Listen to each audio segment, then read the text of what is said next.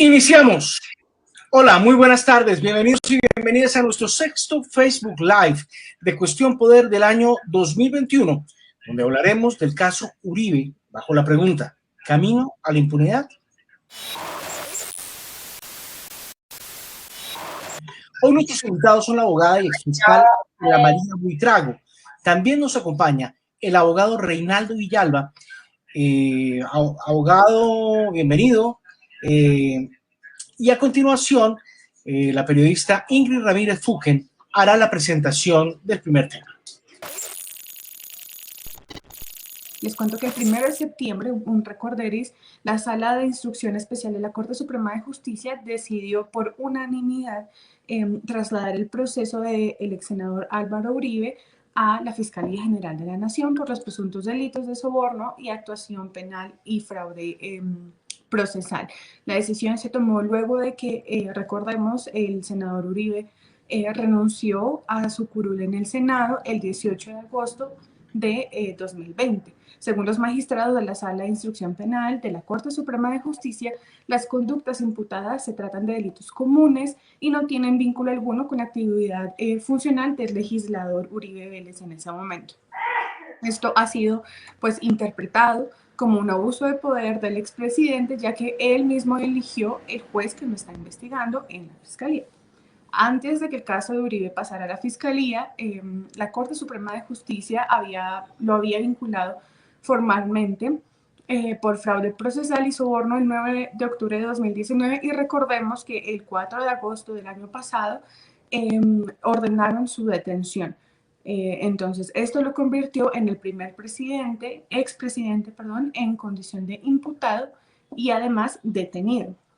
Desde la llegada del caso a la Fiscalía, Uribe logró la libertad, recordemos de nuevo, en octubre de 2020, es decir, el 4 de agosto ordena su detención y obtuvo la libertad en octubre de 2020, luego de que la juez 30 de control de garantías asegurara que la detención domiciliaria solo se puede imponer después de la imputación de cargos. Y aunque la defensa del ex senador intentó que el proceso judicial comenzara desde ceros, los jueces de la República han reconocido lo actuado hasta el momento por la Corte Suprema e incluso han mantenido su calidad de imputado. Desde septiembre de 2020, el caso en la Fiscalía General lo lleva Gabriel Jaimes Durán, es el fiscal coordinador de la Fiscalía Delegada ante la Corte Suprema de Justicia. Jaimes Durán fue la mano derecha de, recordemos nuevamente, el Procurador General de la Nación, Alejandro Ordóñez, y su amistad venía incluso desde antes, cuando Jaimes Durán fue magistrado auxiliar de Ordóñez en el Consejo de Estado. Gabriel Jaimes Durán, como fiscal, ha respaldado las tutelas presentadas por la defensa del ex senador Uribe, particularmente para que el proceso judicial comenzara desde cero, invalidando todo lo actuado por la Corte Suprema de Justicia. Para la abogada y exfiscal Ángela María Buitrago, que nos acompaña hoy, todo lo actuado por la Corte Suprema de Justicia es válido y además legal, porque las decisiones fueron proferidas por el juez competente, con apego al debido proceso y con valoraciones y motivaciones que no fueron impugnadas. Para el senador Iván Cepeda, recordemos que él es parte de este proceso, su abogado Reinaldo Villalba, que también nos acompaña hoy.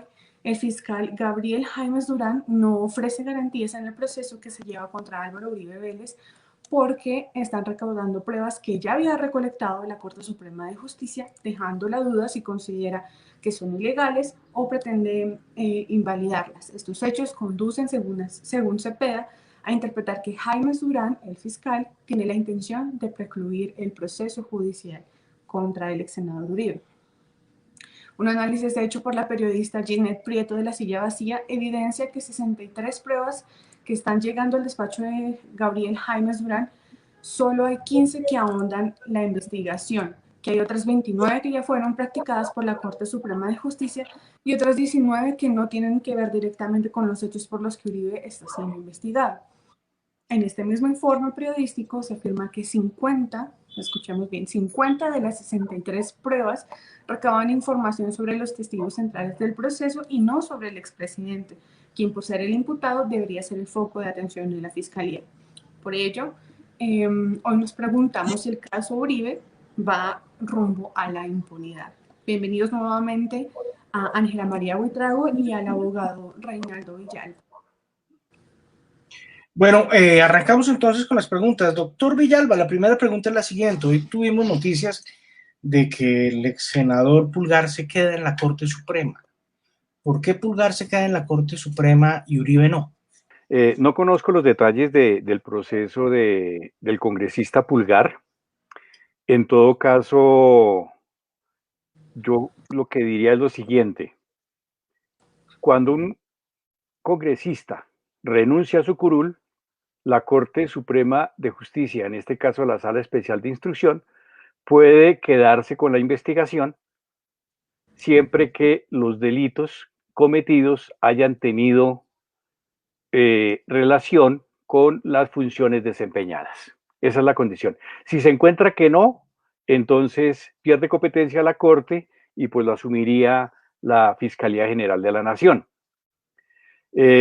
Así que no conozco en detalle la situación del congresista Pulgar para dar una opinión en relación concreta de ese proceso. Lo que sí puedo decir es que hemos venido advirtiendo que las decisiones relacionadas con el ex senador Álvaro Uribe pues abran una puerta súper amplia de posibilidades de huir de la competencia de la Corte Suprema de Justicia y acogerse a un tratamiento más benévolo por parte de la Fiscalía General de la Nación en este momento, o incluso con puertas a la impunidad. En relación al caso del ex senador Uribe, yo tendría que decir que, en mi opinión, la Sala Especial de Instrucción debió haberse quedado con la competencia y no habérsela entregado a la Fiscalía General de la Nación, porque considero que los delitos se cometieron en el desempeño de sus funciones como congresista. Y si me permite un poquito más alargue de la respuesta, es lo siguiente. Uno, el caso nació en el seno del Congreso de la República porque todo partió a raíz de una audiencia que hizo el senador Cepeda en el Congreso de la República relacionada con el tema del paramilitarismo en Antioquia. Pero además, porque el senador Cepeda, cumpliendo funciones parlamentarias, visitó las cárceles para determinar cuál era la situación de derechos humanos de la población carcelaria. Y de ahí también deviene este proceso. Tres, el ex senador Uribe se valió de otro congresista para el trámite de lograr retractación de uno de los testigos principales contra el senador, específicamente Juan Monsalve, preso en La Picota. Y cuatro, integrantes de su UTL también participaron en algunas de estas actividades para obtener o recoger o conseguir testigos y traerlos al proceso. Testigos que luego han sido totalmente desvirtuados en sus testimonios y en sus interrogatorios por la Corte Suprema de Justicia, pero además algunos con apoyo documental. Entonces, para mí, pues la Sala Especial hizo un trabajo extenuante, largo, de varios años, hasta llegar a su decisión de proferir medida de aseguramiento contra el ex senador, o en ese entonces senador Uribe, pero me parece a mí que en el momento en que tuvo que decidir si conservaba o no la competencia, debió haberla conservado, jurídicamente debió haberla conservado. Ahora bien, está señalada una puerta amplísima porque ya los congresistas saben que les basta con renunciar a la curul para tener la posibilidad de esquivar la competencia de la Corte Suprema, repito. Muchas gracias, doctor Villalba. Le damos la bienvenida a la exfiscal Ángela María Buitrago. Doctora, muchísimas gracias por acompañarnos en este Facebook Live de Cuestión Pública. Y para usted también la misma pregunta. ¿Por qué Pulgar sí se queda en la Corte Suprema y por qué Uribe no? La verdad, digamos que aquí yo tengo que decir dos cosas. Yo nunca estuve de acuerdo en que la Corte Suprema de Justicia generara inclusive todas esas variaciones de jurisprudencia que llevan a esta complicación y a esta complejidad en términos de saber cuál sistema está vigente y para quién. Y sobre todo la diferencia en las decisiones ostentan un carácter que no tiene una justificación real y voy a explicarme en lo siguiente. Hay dos sistemas que son válidos, están siendo sistemas paralelos que están vigentes, la ley 600 y la ley 906. Lógicamente, este problema se presentó en el año 2008 cuando muchos de los parlamentarios que estaban acusados por paramilitarismo renunciaron a la Corte. Y sobre esa base la Corte definió que en ese momento ellos ya optaban por decir que la renuncia no era posible y reasumieron los procesos por competencia. Hoy no me explico cuál es la razón de fondo frente a la cesión de la competencia, salvo que he visto que las decisiones son encontradas. Es decir, tienen las mismas circunstancias de modo, tiempo y lugar, tanto el caso Pulgar como el caso Uribe, pero fíjense lo particular. El caso Pulgar, por lo menos lo que se lee en medios, es que esa persona entregó o prometió un dinero para que movieran una sentencia en determinada dirección. Él era parlamentario. Esa no es una función del parlamentario. Y sin embargo se queda en la Corte. Uribe, como parlamentario, inclusive asume un debate parlamentario, como lo estaba diciendo el doctor Villalba, y sobre esa base le niegan la posibilidad de permanencia. Pero miren el caos que se genera abajo.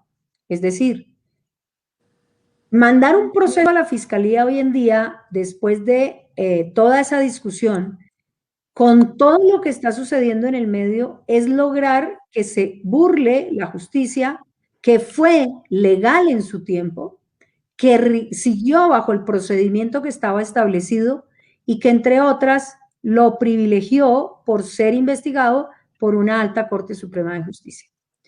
Dos, cuando baja el caso de Uribe ya lleva una serie de circunstancias que hacen presumir la falta de imparcialidad en la investigación y el compromiso, que si bien es cierto, aquí en el nuevo sistema la Fiscalía es parte, de generar inclusive nulidad sobre la imputación que había hecho la Corte Suprema con toda la legalidad del caso. Tres, ¿qué diferencia hay de fondo entre lo que presuntamente hace el senador Uribe, porque aquí se presume la inocencia hasta que se condene, y lo que hace Pulgar en relación con la función? Inclusive hay más vinculación en relación con la función, desde el punto de vista de que fue un debate público en el Congreso y que efectivamente él realizó afirmaciones como parlamentario, que inclusive el comportamiento del senador Pulgar. Pero aquí lo que estamos viendo es el peligro de los cambios de jurisprudencia y de criterio que, dependiendo de cada caso en concreto, se genera una posición de la Corte, y esto lleva también a una inestabilidad jurídica violenta, porque al mismo hecho, el mismo derecho. Y si resulta que al mismo hecho le estoy aplicando normas diferentes, pues yo ya no sé cuáles son las reglas que están jugando en el tema de competencia y en el tema de jurisdicción inclusive. Eso es importante destacarlo. Y dos, creo que se le debe poner un alto cuando hay dos legislaciones vigentes y plenamente válidas y constitucionales. No puede ser que yo escoja mi jurisdicción y no puede ser que yo escoja quién me va a investigar. Esto debe ser un tema de resolución inmediata, porque estamos viendo cómo inclusive se buscan las prescripciones a través de este mecanismo y la impunidad también. O dos, cómo eventualmente también se generan afectaciones a las víctimas sin ninguna consideración diferente a que se decidió en esta ocasión que le correspondía a la Fiscalía y en otra a la Corte Suprema de Justicia. En esa misma línea, a ambos les queríamos preguntar, ya la exfiscal ahondó un poco en el tema, pero queremos que sea un poco más específica o que se extienda un poco más.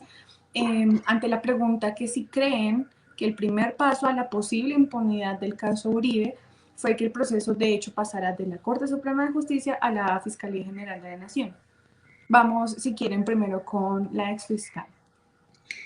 Bueno, yo pienso dos cosas. Cuando tú tienes la posibilidad de decidir quién te investiga, cómo te investiga y en qué momento te investiga, ya estás generando un camino a la impunidad y ya estás generando también un camino a la manipulación. Porque yo no creo que pueda quedar en manos de la persona que es investigada la decisión de cómo quiere que lo investiguen y hasta dónde quiere que lo investiguen. Lo segundo, es clarísimo que había elementos, por lo menos yo conocí la decisión de la Corte cuando se dictó la medida de aseguramiento, en el caso Uribe, que fue pública. Inexplicablemente se conoció a través de los medios de comunicación, pero ahí está. Esa decisión refería concretamente los elementos probatorios que fueron objeto de valoración por los magistrados, y cuando uno lee los elementos probatorios, hay elementos probatorios suficientes, o por lo menos está motivado de esa manera la decisión, para tomar la decisión que tomaron. Pero, sin embargo, miren todo el despliegue que se hizo en torno a actividades que, en mi criterio, violentaron la ley desde ese primer momento buscando ese resultado. Y es que se provocó a la juez de control de garantías o al juez de control de garantías en ese momento, diciéndole que todo el procedimiento debía caerse porque ese procedimiento no correspondía a la ley 906. Y esa es una verdad de perogrullo, pues no correspondía porque el que le competía era el de la ley 600. Pero no hay una sola posibilidad de entender ese galimatías de decretar digamos, retractarnos de un procedimiento legal y llegar a un procedimiento que no existía para la época de los hechos en donde él empieza la investigación. Ahí ya empieza también el camino, por lo menos, a no saber la verdad. Porque fíjense cómo todo esto afecta tiempos, afecta a los medios probatorios, y esto es muy importante que se sepa también. Los medios de prueba en uno y en otro sistema tienen particularidades que los hacen inoperantes cuando se trasladan de régimen procesal. Y entonces lo que busco yo es que la prueba que se practicó con todas las formalidades de ley dentro del sistema Ley 600 sea una prueba que no es considerada prueba en la Ley 906. Y eso lleva a un problema fundamental.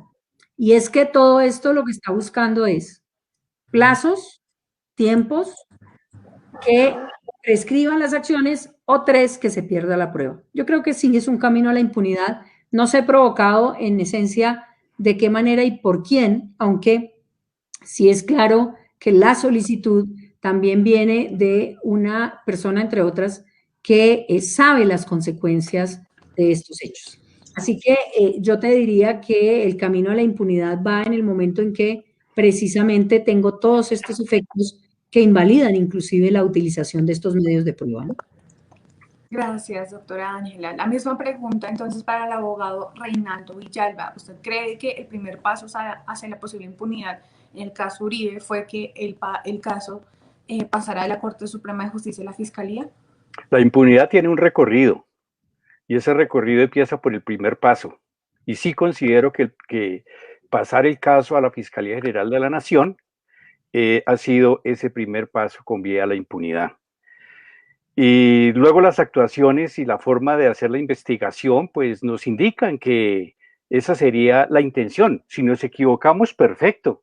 Y entonces que se dé valor a todas las investigaciones, a las indagaciones, a las actividades probatorias que realizó la Corte Suprema de Justicia, a esos testimonios que recibió, a esas interceptaciones que legalmente ordenó y se practicaron, y que, como decía la doctora Ángela María, al pasar a la ley 906 dejan de ser prueba, y eso ya es una pérdida para el proceso, es una pérdida para las víctimas, porque se denigra esa posibilidad de considerar las pruebas porque pasan a ser elementos probatorios. Pero lo peor del caso aquí es que ni siquiera los quieren como elementos materiales probatorios, ni siquiera los quieren con la posibilidad de convertirse en pruebas, y eso está demostrado porque la Fiscalía ha apoyado a la aspiración de la defensa de que lo que se realizó en la Corte Suprema de Justicia no tenga ningún efecto. En la práctica, que no tenga validez y que lo que valga es lo que ahora está haciendo la Fiscalía General de la Nación de manera apresurada, pero como hizo la silla vacía, un estudio bastante acertado sobre cómo parece que la investigación está contra los testigos de cargo, contra la víctima Iván Cepeda, el senador, y apenas ni la cuarta parte de actividades realizadas por la Fiscalía estarían dirigidas a mirar si el procesado, si el imputado es responsable o no. Esa es la situación que estamos viviendo nosotros en este momento. La repetición de las pruebas que usted mencionaba en la introducción del programa, ¿cómo es posible? Nada más cogí 30 órdenes aproximadamente y se encuentra que más de 19 son entrevistas que ya habían sido tomadas por la Corte Suprema de Justicia en su condición de declaración, ¿no? Y de manera incompleta. Si yo traigo un testigo que está, por ejemplo, haciendo señalamientos evidentemente falsos y ya hayan sido desvirtuados en la Corte contra el senador Iván Cepeda, ¿por qué no traigo de ese mismo testigo la declaración que dio en la Corte Suprema de Justicia, y no esa carta que se dice él hizo, donde dice: el senador Cepeda a mí jamás me ha hecho ningún ofrecimiento para declarar de una u otra manera? ¿Por qué eso no aparece? ¿Por qué sí lo otro? Entonces, digamos que ahí hay un tratamiento diferente, y uno dice, bueno, pues ¿será que aquí se va a pedir la preclusión? Y ese es el interrogante, y estamos a menos de una semana para que el fiscal decida si presenta escrito de acusación o si presenta una solicitud de preclusión. Yo le presenté a la Fiscalía un documento refiriendo los elementos que indicarían la posible y alta posibilidad de responsabilidad penal, y además cuáles son esos elementos probatorios, documentos, evidencias que estarían refiriendo esa presunta responsabilidad penal. Vamos a ver si se tiene en cuenta eso, porque lo que aquí se evidencia es que se quiere partir de ceros y se quiere anular lo que se hizo en la Corte Suprema de Justicia, siendo que se hizo cumpliendo las formalidades legales, siendo que se hizo conforme a la ley 600. Y termino con esta respuesta. Se han presentado casos que van de la Fiscalía a la Corte Suprema de Justicia, y se ha hecho la adecuación de la etapa procesal, pero no se quiere admitir por parte de la Fiscalía que también es posible adecuar un caso que venga a la ley 906 a la ley 600. No hacerlo de esa manera, pues se genera, como lo dijo ya la doctora Ángela María, pues digamos una inseguridad jurídica impresionante. Y además se abren las puertas a la impunidad, porque eso favorece la prescripción y demás. Imagínense, después de 2, 3, 4 años de investigación de la Corte, que después nada sirva y el caso pasa a la Fiscalía. Doctor Villalba, ajustenos, por favor, cuéntenos de esas pruebas que ya hizo la Corte Suprema. ¿Cuáles son esas que está ahora haciendo la Fiscalía que a usted en lo personal más le inquieta? No, pues sobre todo lo que son las entrevistas a los testigos que ya habían sido desvirtuados en la Corte Suprema de Justicia, porque pues las cartas que escribieron a la Corte haciendo señalamientos falsos, pues a la hora de afrontar un interrogatorio en la misma Corte Suprema de Justicia se desvaneció la poca verosimilitud que podrían tener esos testigos, ¿no? Entonces, por ejemplo, el caso Araiza ni siquiera es de esta etapa procesal última, que fue la que originó, digamos, el proceso que tuvo en detención preventiva al ex senador, sino que es del proceso en el que estuvo procesado, valga la redundancia, que estuvo investigado el senador Cepeda, y se echó mano de un testigo, Araiza, que después fue asesinado después de que las Cortes lo citó a estrados, y en estrados el testigo dijo: jamás me abordaron para ofrecerme dádivas para declarar contra el senador Uribe por parte del senador Cepeda. Por ejemplo, ese testimonio. Por ejemplo, se traen los testimonios de Cómbita, unos presos de Cómbita, pero no se dice cómo llegaron esos testimonios a la corte. No se dice que hubo una reunión, diría yo, cuasi clandestina en Bogotá, que participó el director de esa cárcel, que participó una abogada a la que presentó como asesora sin serlo, sino que era la abogada de los paramilitares y conocida de los paramilitares que hacen esos falsos señalamientos contra el senador Cepeda, ¿sí? Y que el abogado Cadena estuvo en esa reunión y que el abogado Cadena no se lo contó a la corte, que tampoco se lo contó en su indagatoria al senador Uribe. Entonces, si no se cuenta todo eso, si no simplemente se andan trayendo los testigos otra vez para de pronto en una audiencia decir, mire todos los testigos que están acusando aquí al senador, y cuando uno se conoce qué es lo que ha ocurrido en el proceso, pues necesariamente uno se tiene que alarmar. ¿Qué está pasando acá? ¿Por qué estos testigos así? ¿No? Esa es la situación y pues puedo ejemplificar más porque mire, desde que empezó toda esta odisea jurídica contra el senador Cepeda, han desfilado más de 20 testigos absolutamente desvirtuados, no solamente en el interrogatorio, sino con otros elementos, con documentos y demás. Y si esos testigos ya están desacreditados jurídicamente hablando, ¿para qué los vuelven a traer? ¿Por qué esa insistencia? ¿Por qué traer 19 testimonios que ya tomó la Corte Suprema de Justicia y que se sabe la forma oscura como se tramitó la llegada de muchos de ellos al estrado judicial? Abogado Villalba, teníamos aquí una contrapregunta. Usted lista una serie, una serie de pruebas o pesquisas que de nuevo está haciendo la Fiscalía cuando ya la Corte Suprema de Justicia no solo las había hecho, sino las había desvirtuado. Queríamos preguntarle allí por qué se ordenó a 3 empresas de telefonía celular que entregaran dentro de las nuevas pruebas para la Fiscalía, porque se ordenó a 3 empresas de telefonía celular que entregaran SIM cards, mensajes de texto y de voz o registros de llamada de 7 SIM cards asociadas o incautadas en la celda de uno de los testigos estrella, que en este caso nos referimos a Juan Guillermo Monsalve. Sí, dice la Fiscalía que esas SIM cards fueron encontradas en la celda de Juan Guillermo Monsalve en febrero del 2020, ¿no? Entonces la Fiscalía va y las recoge, y además tengo que decir que no se guardó la cadena de custodia, va y la recoge y están haciendo estudios sobre esa SIM card. Aquí lo que viene a decir, ya les he dicho, que la Fiscalía viene haciendo, y lo dijo usted en su presentación, dijo que de 63 pruebas, 50 están dirigidas contra los testigos de cargo y no contra la persona investigada, Álvaro Uribe. Entonces, ¿por qué tanto esos esfuerzos sobre romper una credibilidad en los testigos? Que yo puedo entender que la Fiscalía tiene que hacer gestiones para ver si un testigo es verosímil o no.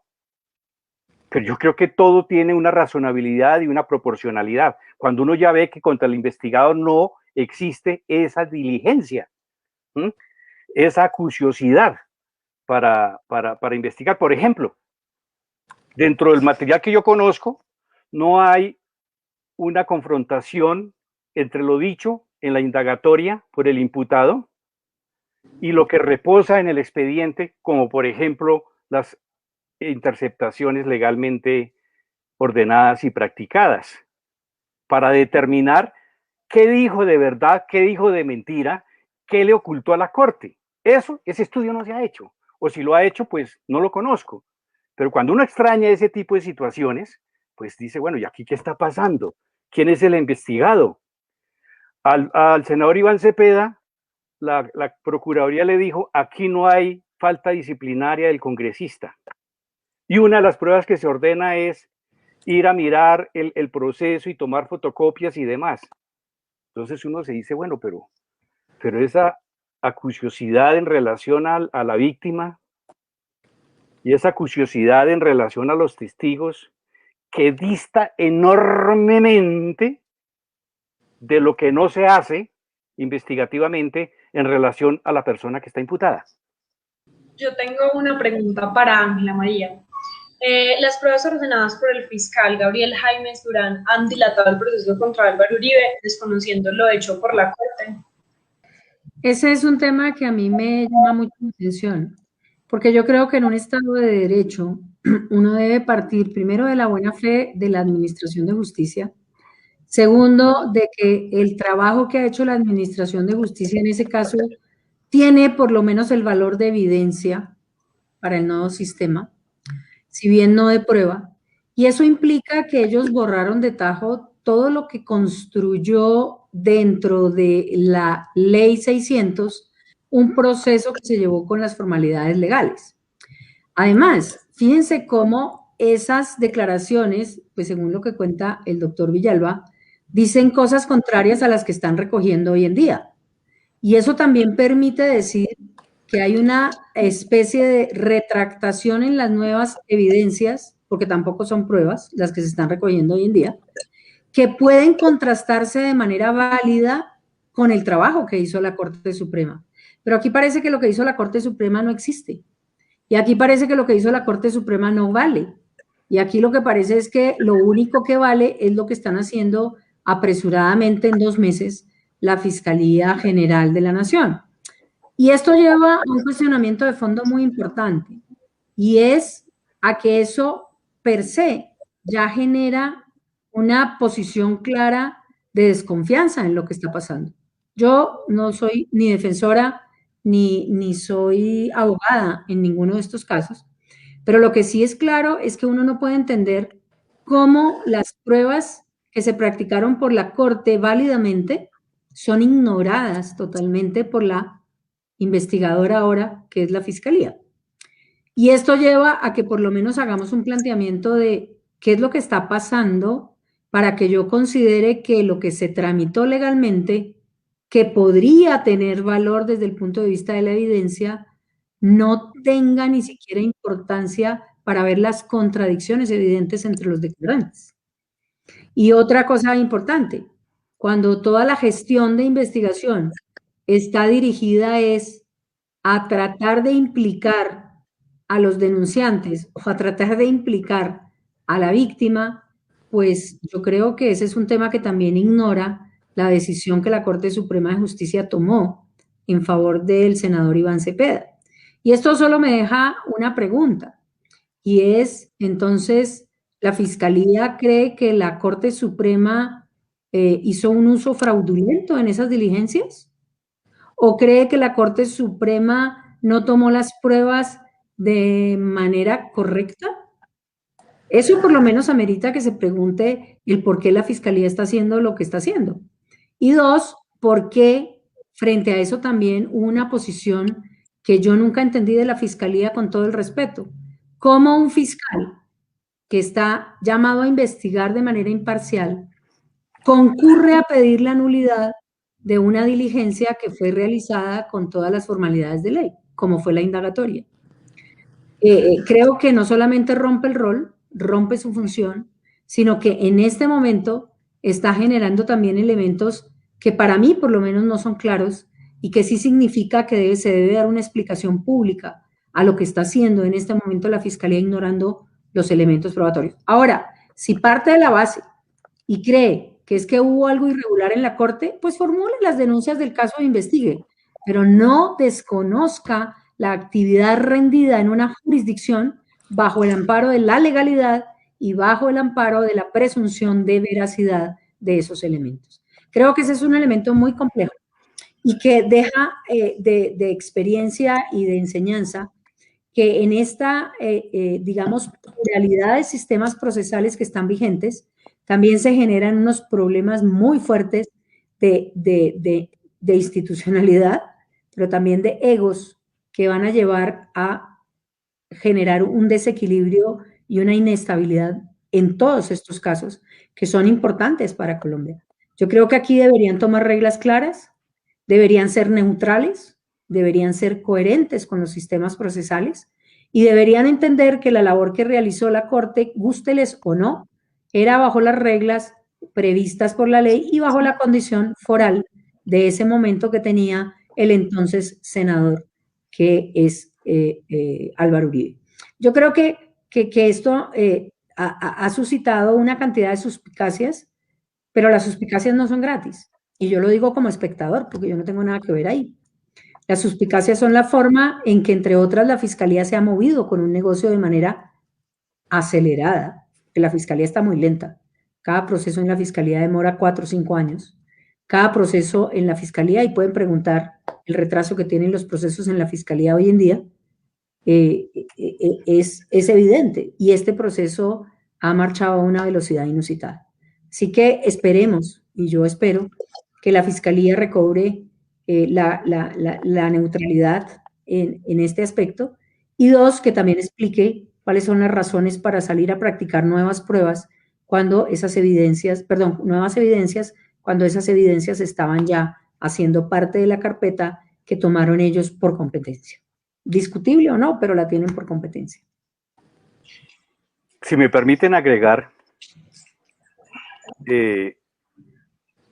y siguiendo la línea en algunos de los puntos que estaba tocando la profesional del derecho, la doctora que me acompaña en este programa, Ángela María,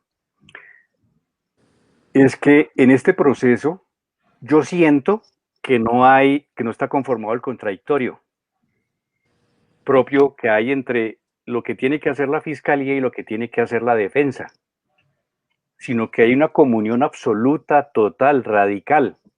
Entonces parece que el contradictorio no se conformara entre la Fiscalía y un procesado, sino entre la Fiscalía, el procesado, y el contradictorio termina siendo la representación de víctimas.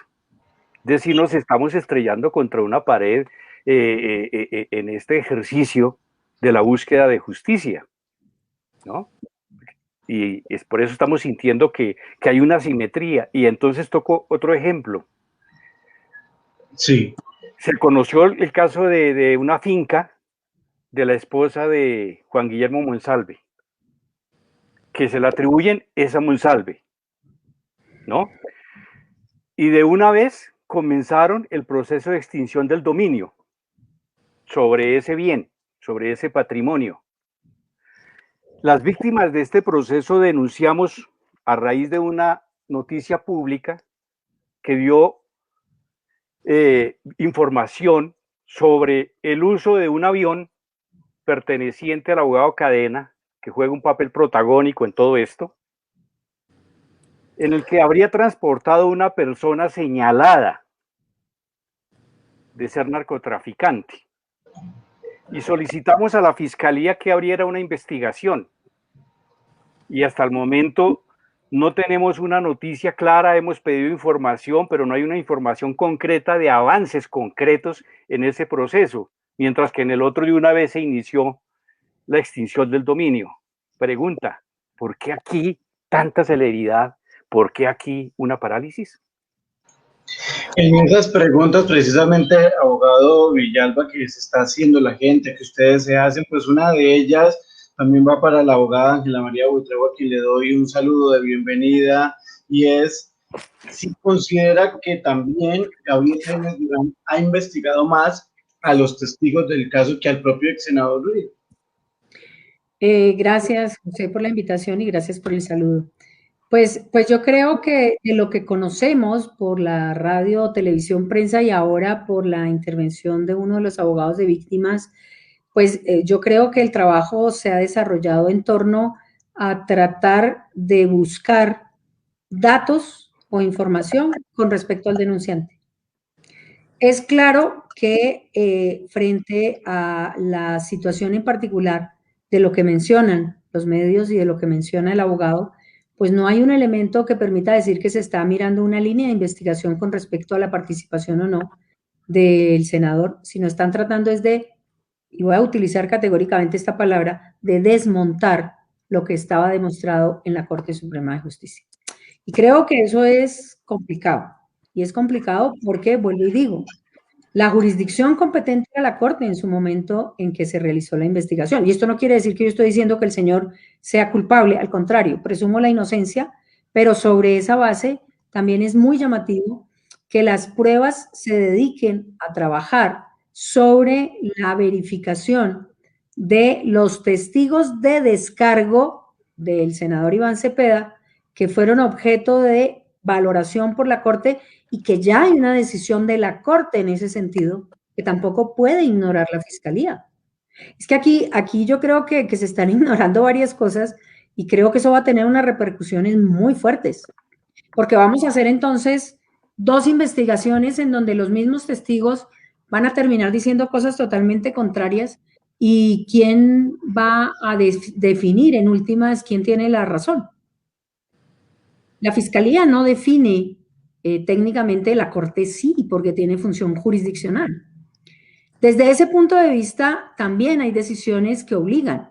Las decisiones, los autos y las sentencias tienen presunción de legalidad y sobre esos supuestos también es un mandato legal la necesidad de que la Fiscalía tome en cuenta las pruebas que en su momento, o la evidencia que hoy en día se convierte en evidencia, se practicó por la Corte. Yo no puedo llegar a descartar de manera sencilla y clara todo lo que practicó la Corte. Y entonces aquí viene el otro planteamiento. ¿Qué es lo que más me llama la atención en este proceso? Lo que más me llama la atención en este proceso es que desde el principio yo lo que he visto es que la Fiscalía está muy atenta a acompañar y a coadyuvar a las postulaciones de la defensa. Y aquí en un sistema acusatorio es claro que la Fiscalía tiene un rol de investigador. Por lo tanto, debe guardar distancia, por lo menos mientras investiga. Y eso no se ha visto en este caso en la Fiscalía. En el caso de la Fiscalía, lo que se ha visto es que desde el principio están tratando de quitarle todo el peso a una investigación que se hizo bajo la ley vigente para el momento de los hechos y con la competencia que tenía. ¿Qué ha hecho la Fiscalía en torno a esto? Entre otras también, generar peticiones que desde todo punto de vista no son competencia de la Fiscalía. Esas peticiones deben ser de la defensa y esas las debe definir un juez. Pero meterse a interponer acciones como Fiscalía a favor del imputado, imputado, porque tiene una imputación, porque tiene una indagatoria y ya lo resolvió el tribunal, esa es una imputación. Es la primera vez que yo lo veo de esa manera tan asiduo en una Fiscalía. Yo no creo que en los demás casos, en ninguno, la Fiscalía vaya a pedir que se le retire la imputación a un imputado porque su función es investigar a ese imputado. Así que yo creo que todas las cosas que uno mira alrededor de esto tendrían por lo menos que ser objeto de transparencia en la labor que se está haciendo, porque perder la credibilidad en una institución como la Fiscalía a mí me duele. Yo fui fiscal muchos años y sobre esa base me duele también porque se está dando una apariencia que de pronto va con otra finalidad y me parece que no es tampoco sano en la administración de justicia. Fíjense toda la discusión de fondo. Miren que inclusive cuando la misma Fiscalía pide que quede en libertad el detenido, yo decía y lo comentaba a voz llenas, ojalá la Fiscalía siempre pidiera que en casos de hurto por necesidad, en casos de delitos menores, tampoco se le diera detención preventiva con la misma fuerza que se pidió que en este caso no se necesita que quede detenido una persona que tiene una imputación sobre unos delitos. Entonces, sobre esos supuestos, yo creo que es importante hacer este planteamiento y es un planteamiento eminentemente jurídico, es un planteamiento eminentemente respetuoso de las competencias, de la vigencia de la ley y de las atribuciones que tiene la Fiscalía. Y sí debería preguntarse por qué está trabajando de esa manera la Fiscalía, porque ahí es donde empieza a cuestionarse la neutralidad y sobre todo la función. Es fiscal, muchísimas gracias. Una pregunta para el doctor Villalba. Le pedimos que nos responda un poquito que nos responda brevemente, porque además vienen unas preguntas de las personas que a esta hora nos siguen en nuestro Facebook Live, y es que nos cuenten qué consiste la denuncia por una presunta destrucción de material probatorio por parte del senador Iván Cepeda. Brevemente, eso es otra de las maniobras para descalificar al senador Cepeda.